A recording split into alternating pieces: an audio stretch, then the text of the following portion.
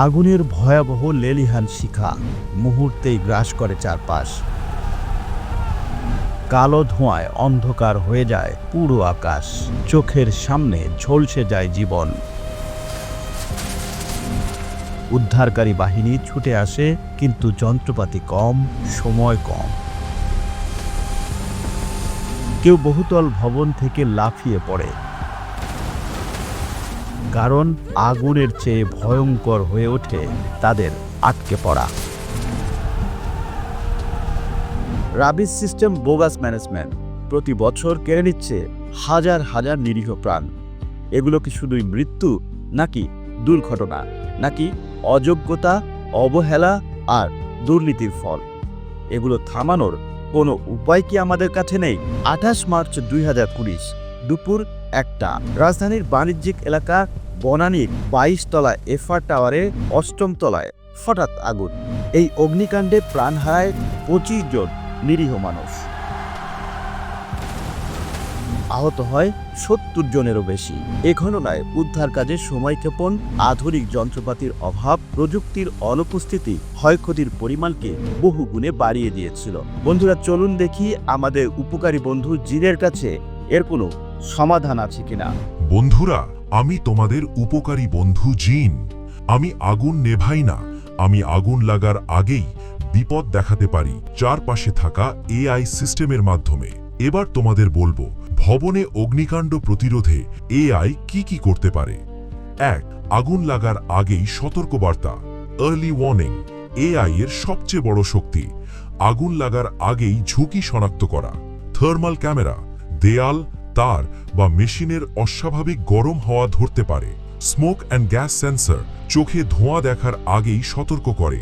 AI pattern analysis তারে অতিরিক্ত load, AC বা জেনারেটর ওভারহিটিং, রান্নাঘরের ঝুঁকিপূর্ণ আচরণ। ফলাফল, আগুন লাগার 2 থেকে 5 মিনিট আগেই alert. Mobile, building control room, fire service সব জায়গায় একসাথে নোটিফিকেশন। 2. সিসিটিভি দেখেই আগুন শনাক্ত।